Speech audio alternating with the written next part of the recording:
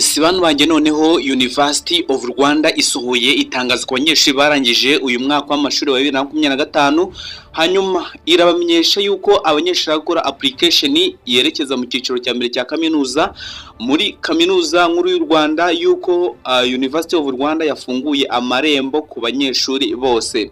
Hano baravuga ngo call for application for admission into undergraduate academic programs for the 6th river of 2025 academic year 2025 up to 2026.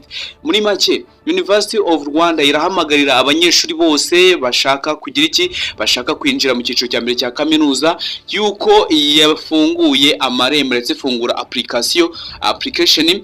Rero University of Rwanda irahamagara abanyeshuri bose bashaka kwiga icyiciro cya mbere cya kaminuza, ubwo ni abanyeshuri barangije senior 6 ejo bundi ibyiciro byose. Hanyuma mwese muratumiwe kugira ngo muze. Reka dukomeze dusome mbere ku buryo ki iri tangazo ryubakitse University of Rwanda yasoyanze. The University of Rwanda informs prospective applicants who complete senior 6 in 2025 and wish to apply admission into undergraduate academic programs to be offered in the academic year 2025 up to 2026 in all its 7 colleges. That online application system will be open from 5 to 19 September 2025.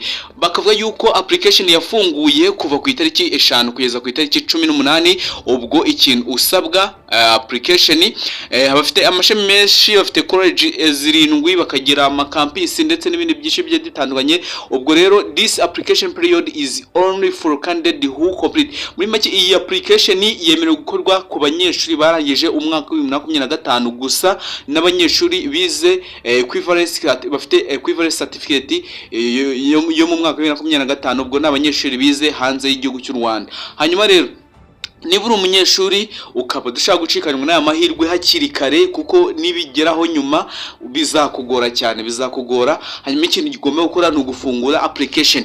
Hanyuma rero mbere ko dukomeza hari cyitwa minimum entry requirement cyangwa ibintu by'ibanze bikenerwa mbere yo kwinjira cyangwa gutangiza iyi application muri undergraduate academic program. Ikintu ugomba gukora rero University of Rwanda muri ayo ma college, muri ayo ma campus yagiye atangazwa kuri website zabo, ndaza kubaha link wabisangaho muri comment ibanza. Hanyuma University of Rwanda academic program are very competitive with limited place, hence admission with offered with basic of applicants academic merits. Muri make bavuga yuko application ya university program ukuntu bimeze, University of Rwanda application yabo irahatanirwa. Ikintu ugomba gukora nk'umukandida ni ugushaka uburyo ki wagerageza byibuze ukaba waragize performance ufite amanota guhera 50%. Hanyuma ibi ngibi rero ikintu ugomba gukora ni ukubitegura hakiri kare kugira ngo udacikanwa n'aya mahirwe akugeraho ku gihe. Rero niba uri umunyeshuri wabarize senior 6 reka tujyanirane hanyuma nkwereke guideline cyangwa ibyo ugomba kugenderaho. Application is submitted online taking following step. Application rero yagiye itangazwa ndetse itangarizwa kuri website yabo www.ur.ac.rw cyangwa ugahita ukirika kuri on admission section. Hanyuma rero guideline ukimara gukanda kuri website yabo iyo ngiyo ndibuze kwa muri description cyangwa muri comment ibanza, uragenda ukajya handitse national applicants ugaklika kuri new application. Wamara ukanda new application ukuzuzamo icyo bita biography formation to generate your reference number and create pin. Umake uragenda ukuzamo biography yawe cyangwa imyirondoro yawe yose, warangiza ugahita ushyiramo icyitwa creating a pin. Hanyuma iyo pin itugera ahitwa ngo please record your reference number and pin before taking further step. Hanyuma iyo umaze kuhagera ukandaho, wamara kukandaho tubona handitse after generating our reference number pays nani refundable fee amafaranga 5,000. Hanyuma ugahita ugera ahantu wishyura amafaranga 5,000 adasubizwa. Hanyuma warangiza ubwo ni for Rwanda ni and abize muri East Africa. Hanyuma ku bandi batize muri East Africa cyangwa bakoresha Bank of Kigali bashobora nabo kwishyura ibihumbi 6 muri ubwo buryo. Hanyuma ikindi cya kane ukimara gukora ibyo ngibyo utugera kuri after payment of application, ahantu handitse ngo wait for 13 minutes for a payment for reference in your online system before continuing with application. Hanyuma warangiza ukimara kwagera ukurikizaho link yitwa application url.yes.alawaka/nesa, hanyuma ugahita wesatingamo index number yawe wakoreyeho mu mwaka wa 2025. hanyuma itubona amahitamo 3, ayo mahitamo 3 ukayuzuza, hanyuma ugahita ujyaho hita proceed with indicate step submit application. Tugera ahantu kongera ugashyuzamo ibimenyetso step by step, hanyuma ugahita submitinga application. Hanyuma rero for international applicants as well as national applicants with an equivalent certificate, bivuze yuko byibuze abanyeshuri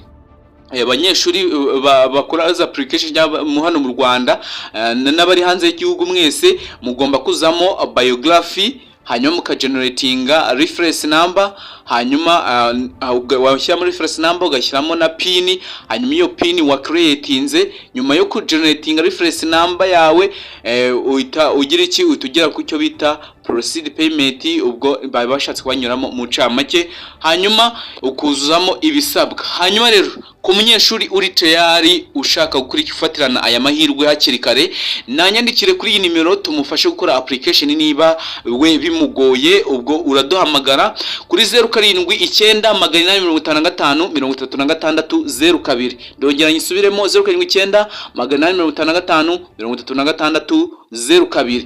hanyuma rero wowe utwandikire, hanyuma tugukorere application, tugufashe uzane ibyangombwa bisabwa, hanyuma tukore application. Hano ni ku kizamini aho utagezaho amakuru nk'aya ngaya, ucyajye ukana subscribe kugira ngo utazayicikwa n'aya makuru y'uburezi ndetse n'amahirwe y'abanyeshuri bazi ubwenge nkawe. hanyuma rero ikintu ubwo gukora ni ukudukurikirana umunsi ku munsi, uklikinga video ukayisharinga abanyeshuri kugira ngo bamenye nabo aya makuru. hanyuma duhamagaye kuri iyo nimero tugufashe, hanyuma niba uzi kubyikora nabwo nta kibazo ubyikorere, waduhamagara kuri 0798553602.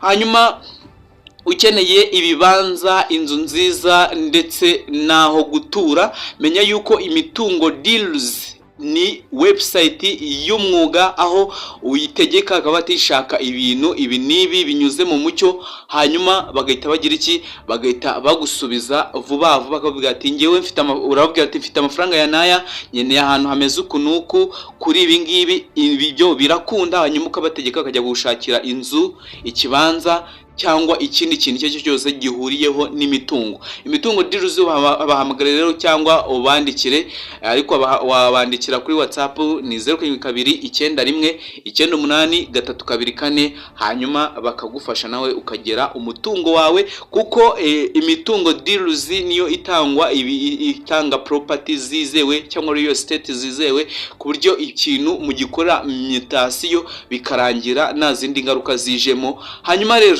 reka mu yindi video tuze kureba mbere kuri ki wakora application. hanyuma ibisabwa ni indangamuntu nta kindi, ukaba ufite CV, ukaba ufite motivation letter.